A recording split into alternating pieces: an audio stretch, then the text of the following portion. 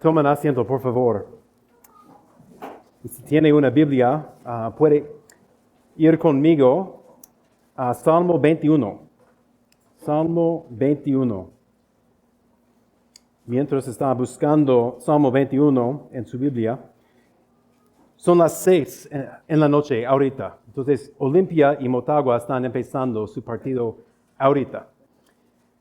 Y esta semana, pensando en este salmo, pensando en canciones así, porque los salmos son canciones, estaba pensando, por cierto, hay fanáticos de esos equipos que cantan acerca de su equipo.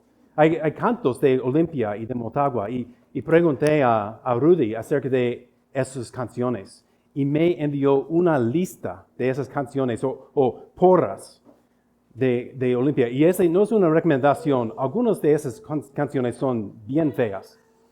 Pero hay canciones para toda ocasión en el partido de fútbol.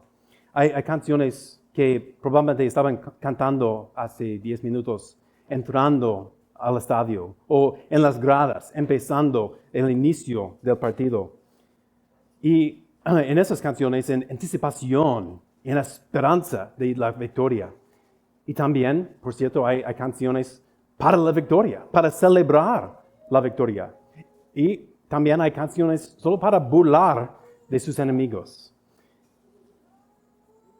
Lo que vemos en los salmos aquí es parecido.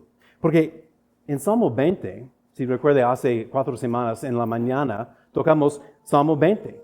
Y Salmo 20 fue una canción, una oración intercesora de la gente de Dios, orando a Dios por su rey, por su victoria en la batalla, por rey David antes de la batalla, pero no solo a David, porque es un salmo mesiánico también. Entonces, Salmo 20 es una canción, una porra de la gente de Dios, esperando, pidiendo a Dios la victoria de su Salvador, el Rey Jesús. Y Salmo 21 es la respuesta. Cuando el Rey está victorioso, es la celebración del Rey victorioso.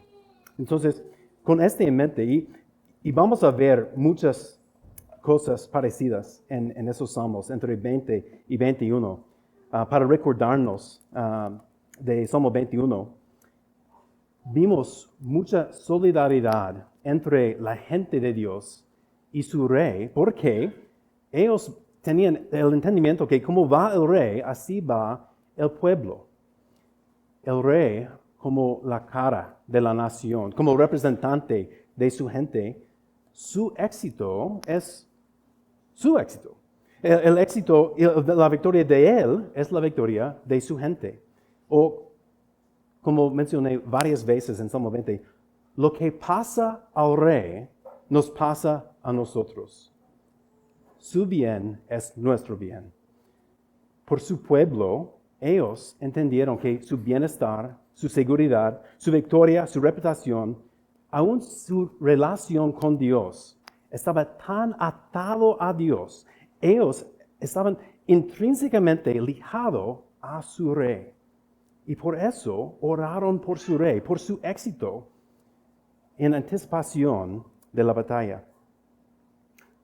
Y vamos a ver otra vez este tipo de conexión entre la gente y su rey. Entonces, si Salmo 20 fue la petición para victoria, Salmo 21 es la celebración de la victoria lograda. Vamos a leer y podemos continuar. Salmo 21. Para el director del coro, Salmo de David. Oh Señor, en tu fortaleza se alegrará el rey, y cuánto se regocijará en tu salvación. Tú le has dado el deseo de su corazón, y no le has negado la petición de sus labios. Selah. Porque le sales al encuentro con bendiciones de bien. Corona de oro fino colocas en su cabeza. Vida te pidió y tú se la diste. Largura de días eternamente y para siempre. Grande es su gloria por tu salvación. Esplendor y majestad has puesto sobre él, pues le haces bienaventurado para siempre. Con tu presencia le deleitas con alegría. Porque el rey confía en el Señor, y por la misericordia del Altísimo no será conmovido. Hallará tu mano a todos tus enemigos. Tu diestra hallará a aquellos que te odian. Los harás como horno encendido en el tiempo de tu enojo. El Señor en su ira los devorará, y fuego los consumirá. Su descendencia destruirás de la superficie de la tierra, y sus descendientes de entre los hijos de los hombres. Aunque intentaron el mal contra ti y fraguaron una conspiración, no prevalecerán, pues tú los pondrás en fuga, apuntarás a sus rostros con tu arco. Engrandécete, oh Señor, en tu poder. Cantaremos y alabaremos tu poderío. Señor, te damos gracias por tu palabra. Gracias por este salmo, esta canción. Pedimos tu guianza en este momento, que podemos, junto con el pueblo de Israel, cantar de nuestro Rey, que podemos regocijar en su victoria, sabiendo que su victoria es nuestra victoria. Señor, pedimos tu ayuda, tu guianza en abrir este salmo, en leerlo, en entenderlo y aplicarlo a nuestras vidas. Y que tú recibes toda la gloria. Oremos en el nombre de Jesucristo. Amén y amén. La gran idea para este salmo hoy es el regocijo por el Rey victorioso. Y el salmo es dividido fácilmente en dos partes. Primero, en versículos 1 a 6, vemos la celebración de la victoria lograda. Y en la segunda parte, 7 a 12, vamos a ver confianza en las victorias continuadas. Primero, la celebración de la victoria lograda. Y vamos a brincar un poco de los versículos, porque hay ciertos temas que no van seguido. Vamos a ver a veces un tema que sale en versículo 1 y 3, o 2 y 4. Entonces, para que sepan. Un tema que vemos claramente es peticiones contestadas. Esta canción es en respuesta de la que Dios ha contestado la petición. La gente pidieron la victoria para su rey y el rey ha conseguido esta victoria. Vemos en versículo 1, tu fortaleza, tu salvación. Esta obra es algo que Dios hace. La victoria del rey es la obra del Señor. Y para nosotros, este es bien útil en nuestras vidas. Oraciones contestadas. Debemos regresar a nuestro Dios dando gracias. ¿Y cuán frecuentemente fallamos en este? Yo puedo pensar en 1000 veces cuando oro por algo y recibo lo que pido. Y es como, olvídalo, Señor, ya lo tengo. Y pierdo que Dios es el que contestó a mi oración. Recibí lo que pedí porque Él está obrando. No fue por chance, no por casualidad que recibí la respuesta. Es Dios obrando. ¿Cuántas veces olvidamos de ver cómo Dios está obrando en nuestras vidas? Que el trabajo que tengo es por la misericordia de Dios. La habilidad de hacerlo es por la misericordia de Dios. La verdad que me levanté esta mañana, que puedo respirar, que mi corazón sigue funcionando, es la obra de Dios. Debemos ir a Él dando gracias por lo que Él está haciendo, como Él está respondiendo a nuestras peticiones. Vemos otra vez en versículo 5. Grande es su gloria por tu salvación. Una y otra vez vemos que la salvación es la obra del Señor. No es nosotros respondiendo a un mensaje. Vemos Salmo 3:8. La salvación es del Señor. Jonás 2:9, en la canción de Jonás. La salvación es del Señor. Apocalipsis 7:10. La salvación pertenece a nuestro Dios, que está sentado en el trono y al Cordero. Salvación pertenece a Dios. y junto con Él, el Hijo. Dios está obrando, Él está respondiendo a nuestras peticiones. Podemos pensar como Pablo dice en 1 de Corintios, hablando de su obra en plantando iglesias, en proclamando las buenas nuevas. Yo planté, Apolos regó, pero Dios ha dado el crecimiento. Así que ni el que planta ni el que riega es algo, sino Dios que da el crecimiento. Podríamos pasar la vida pensando en todos los detalles de nuestras vidas, de lo que está pasando, cómo Dios nos sostiene en la vida entera, dando gracias a Él en todo momento. El salmista sigue, en versículo 2, tú le has dado el deseo de su corazón. Dios respondiendo a los deseos del rey. Y recuerda, ¿cuál fue el deseo de Jesús en Salmo 20? Versículo 4, cuando escuchamos que te conceda el deseo de su corazón. Dios ha respondido. El deseo del corazón de Jesús fue la salvación de su gente. Más específicamente, versículo 4, aquí en Salmo 21, vida te pidió y tú se la diste. El rey pidió vida. Vida para él mismo en su resurrección y vida de su gente en su resurrección. Y ha recibido en la resurrección, en inmortalidad. Porque el rey vive, su gente va a vivir también. Por medio del rey Jesús tenemos una garantía de la resurrección.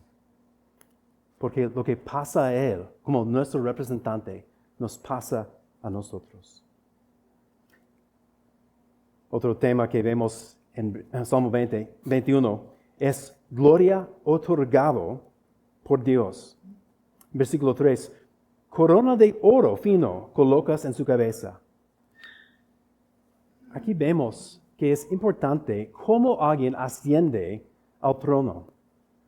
Podemos pensar en ciertas ocasiones en nuestras vidas cuando alguien parece bien importante, está mandando a otros y a veces queremos responder, ¿quién se murió para que te convertiste en el rey? ¿Quién te puso en este lugar? ¿Cómo ascendió al trono? Y podemos pensar en la historia del mundo, que muchos han ascendido al trono por asesinar al rey actual, o por la muerte de un familiar siendo rey, y otros por autoproclamación, pensando como en Napoleón en Francia. Creo que todos nosotros estamos familiares con el ilustre rey Julián XIII, autoproclamado rey de los lémures de Madagascar. Pero note que la corona en la cabeza de Jesús está puesto allí por Dios mismo.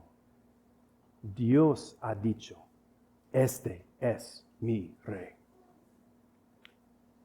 La corona, la marca o uniforme de un rey.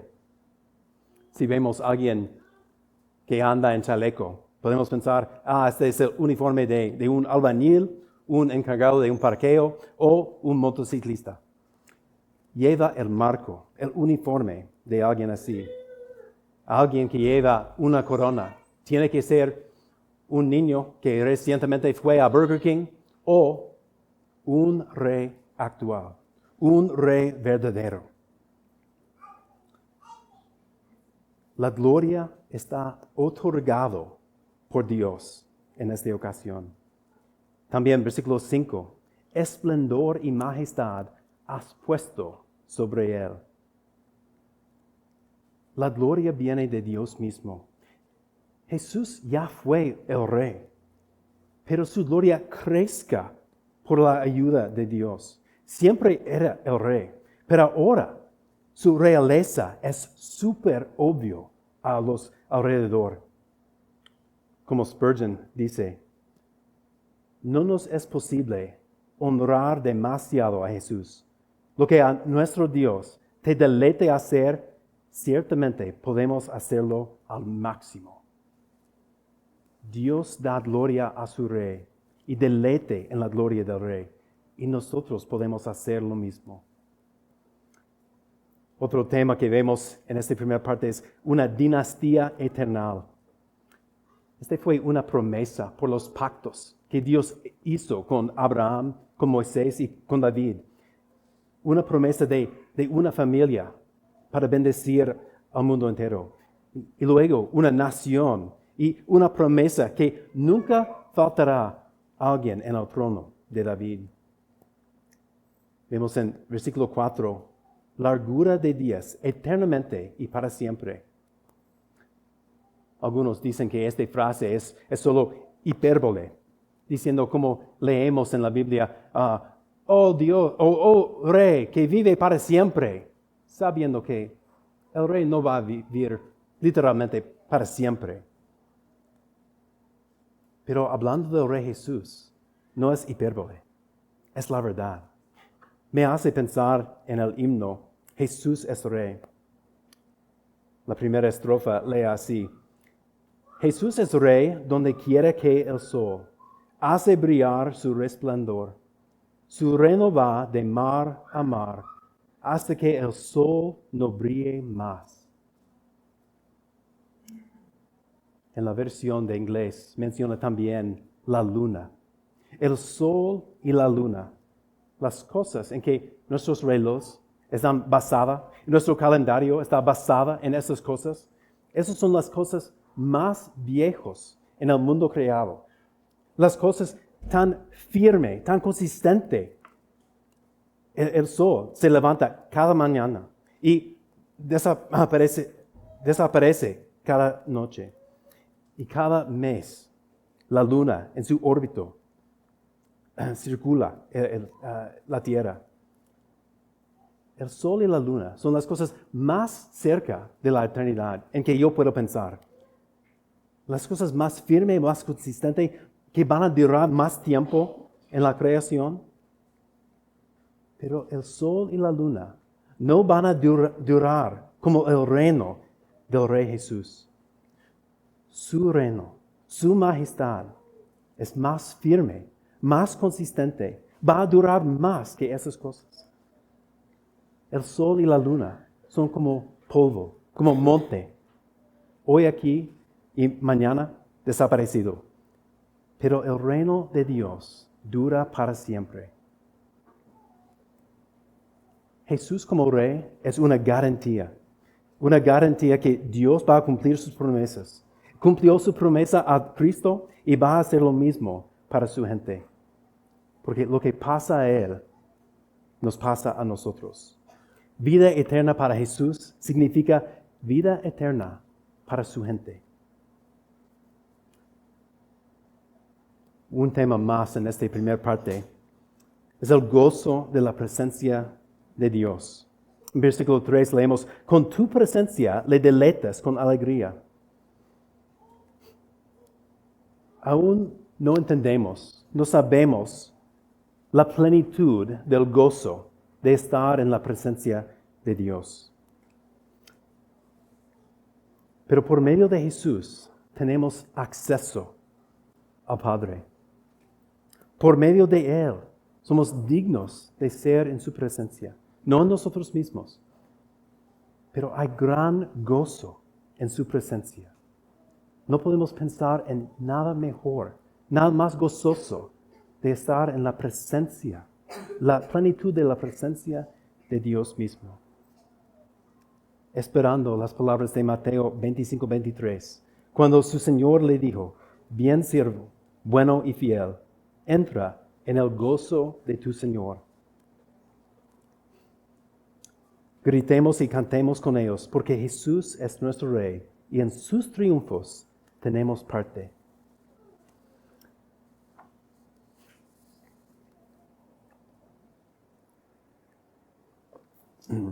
Cuando en mi niñez, viendo partidos de deportes, a veces en la televisión vimos unos fanáticos que después de un gol o algo bueno para su equipo, estaban gritando, estaban hablando de nosotros como hemos vencido a nuestro enemigo. Y mi papá frecuentemente dijo, esos fanáticos actúan como ellos tuvieron parte en este.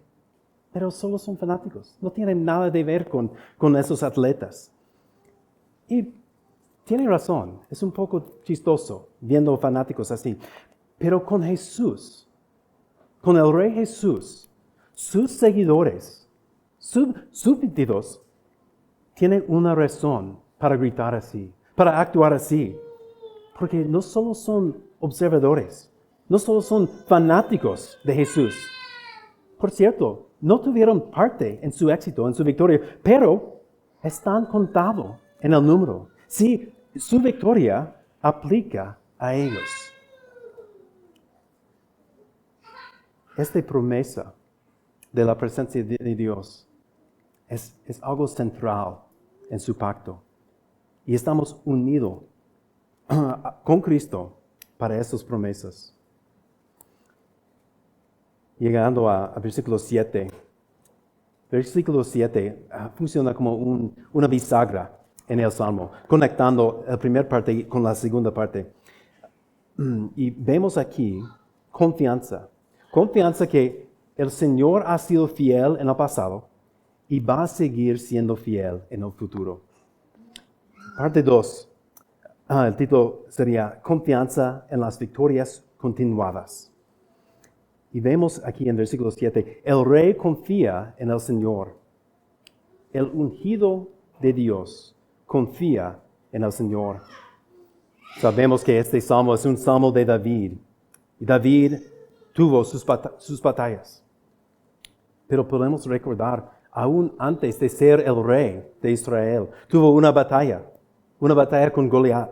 Y antes de esa batalla, 1 de Samuel 17, él dijo, el Señor que me ha librado de las garras del león y de las garras del oso, me librará de la mano de este filisteo.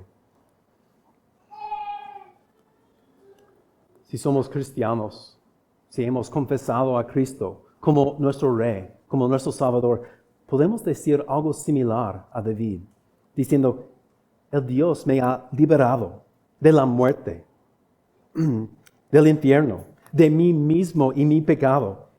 Va a librarme de tal cosa. Va a librarme de mi Goliat en la vida. Jesús confió completamente en su Padre.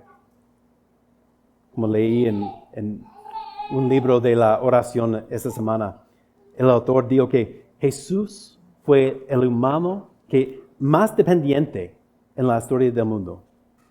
Para explicar, él estaba mostrando la dependencia que Jesús tuvo con su Padre en la oración, en ir a la cruz, confiando en su Padre, paso a paso, en cada momento de su vida, dependiendo en su Padre para librarlo.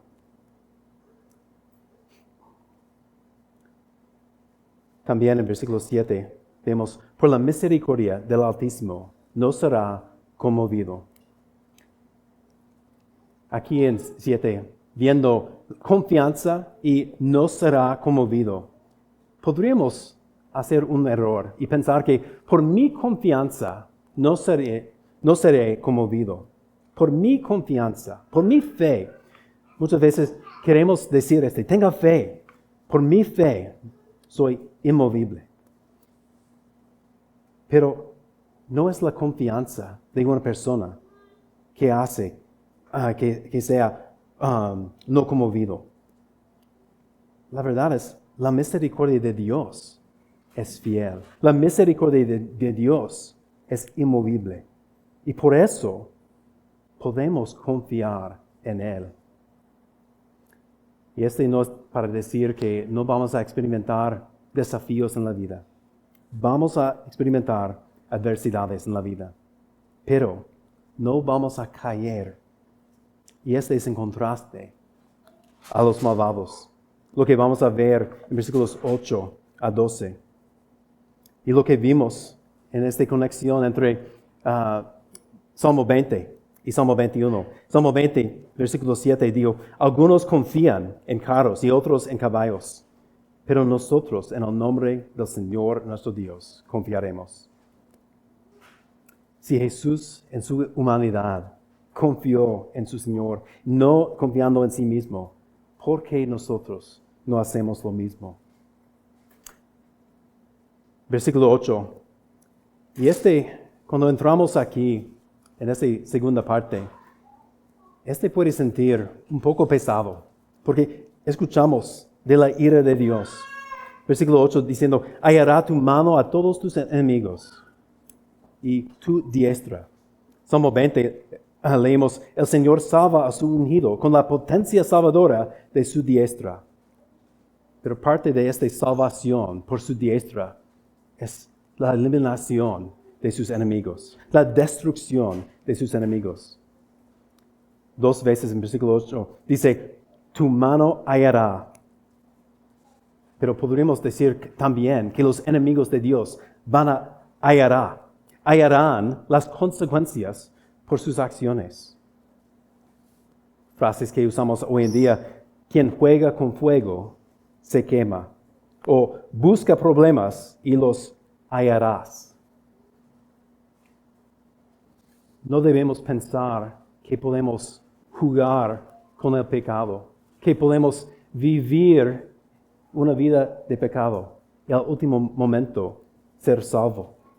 Sí, hay ocasiones en que existe, como el otro hombre en la cruz. Sí, hay situaciones así.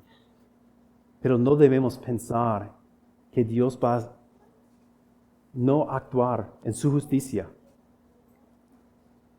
Si seguimos viviendo así, si seguimos en una vida así, vamos a hallar de la justicia de Dios. Como Spurgeon dice, cuando Él aparezca para juzgar el mundo, los corazones duros serán sometidos al terror y los espíritus orgullosos serán humillados hasta la vergüenza. La ira de Dios debe llevar terror a pecadores y al mismo tiempo consuelo a cristianos, los que han confiado en el Rey. Jesús expone a nuestros enemigos. A veces pensamos que los enemigos solo están afuera de nosotros. El diablo, Satanás, el mundo. Pero el enemigo existe en nosotros también, en nuestro pecado. Y debemos, en la vida cristiana, crecer en nuestro odio por este enemigo, pidiendo a Dios para matar, para destruir este enemigo en nosotros. Escuché un pastor predicando de este texto esta semana y él mencionó el orgullo. Y empecé durante la semana para ver mi propio orgullo durante la semana. Y yo sé que solo empecé de rascar la superficie de mi orgullo, pero era bien feo, viendo cuán constante fue el orgullo en mis pensamientos. Mi pecado es un enemigo del Rey y quiero matarlo. Hemos mencionado los pactos de Dios y los pactos tienen bendiciones, pero también maldiciones. Y los enemigos de Dios van a experimentar estas maldiciones. Y incluye los impíos dentro de la comunidad del pacto. Entonces debemos preguntar, ¿Jesús es su Rey? No es suficiente que Él sea el Rey de sus padres o el Rey de su pastor. No es suficiente que asiste a una iglesia con buena teología acerca del Rey. No es suficiente que asiste a reuniones con los súbditos del Rey, o que pasa mucho tiempo con los súbditos del Rey. ¿Es Jesús su Rey? ¿Eres tú su súbdito? No hay tierra neutral. Tiene que ser un súbdito al Rey o un enemigo a Él. ¿Has jurado lealtad al Rey Jesús? Si no, rendirse a Él con gozo. Versículo 9, leemos que los harás como horno encendido. Estas personas conviértense en su propio enemigo. Ellos conviértense en el horno. Van a quemar desde adentro. Son condenados por ellos mismos. Son sus propios tormentores. También en versículo 9 vemos, en el tiempo de tu enojo. O en otras traducciones dice, cuando te manifiestas. La idea es, cuando vemos su rostro. Es la misma palabra que vimos en 6, acerca de la presencia de Dios, que trajo gozo al rey. Pero ahora en 9, la presencia de Dios trae terror, ira, justicia. Es como un niño que normalmente deleite en ver su padre. Pero en otra ocasión, cuando está metido en algo que sabe que es prohibido, y el padre aparece, y es como tratando de escapar, tratando de correr, sabiendo que ahora viene el castigo.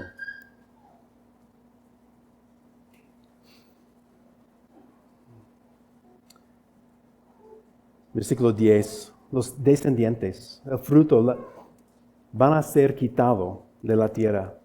Sus nombres van a ser olvidados. Van a ser completamente olvidados en la tierra. Otra vez, un recordatorio que el pacto lleva bendiciones y maldiciones. Para los que están en la comunidad de la fe, su fidelidad no es una garantía de la salvación de sus hijos. Vemos en versículo 10 aquí, con quitar la descendencia de malhechores. Y su maldad también no es una garantía de la maldad de sus hijos. Pero cierto, la manera normal que Dios obra es por medio de familias. Entonces, su fidelidad sí es una bendición a sus hijos. Y su maldad es una maldición a sus hijos. No es una garantía que va a salir así, pero normalmente esta es la manera que nuestro Dios obra, por medio de familias, por medio de su pacto. Si Jesús no es su rey, no debe pensar que asistir a vez en cuando a la iglesia va a salvar a sus hijos. Y al mismo tiempo, si Jesús es su rey, no tenga miedo en encomendar sus hijos a Él, confiando en Él más que en sí mismo. Este salmo, en versículo 13, termina como empezó, diciendo, oh Señor, en tu poder. Pero en versículo 1, cuando dice, oh Señor, en tu fortaleza, oh Señor, en tu poder, fue el rey que comenzó con alabanza. Y ahora la gente de Dios se une a Él, diciendo, cantaremos y alabaremos. Todos juntos, adorando, gozando en la victoria del Rey, gozando en su Señor. Juan Calvino, hablando de esta realidad en David, siendo cumplido en una manera completa en Cristo, dice así, así como su poder divino debe ser, con justicia infundir terror en los malvados, así también se describe como lleno del más dulce consuelo para nosotros, que debe inspirarnos alegría e incitarnos a celebrarlo con cantos de alabanza y acción de gracias.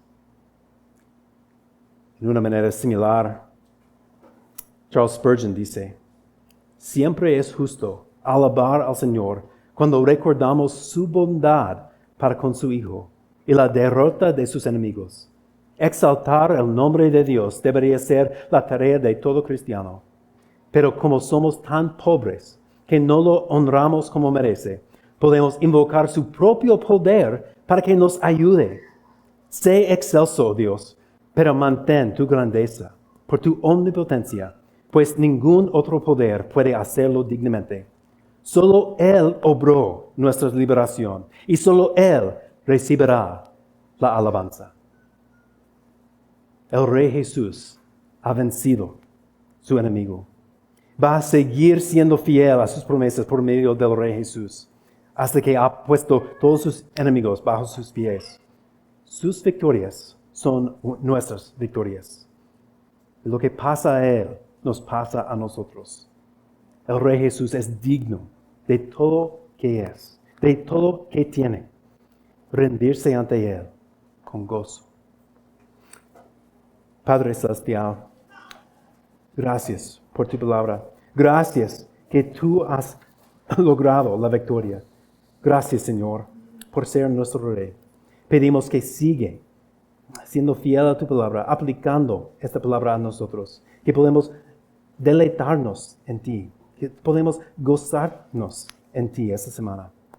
Señor, pedimos todo en el nombre de Jesucristo. Amén y amén.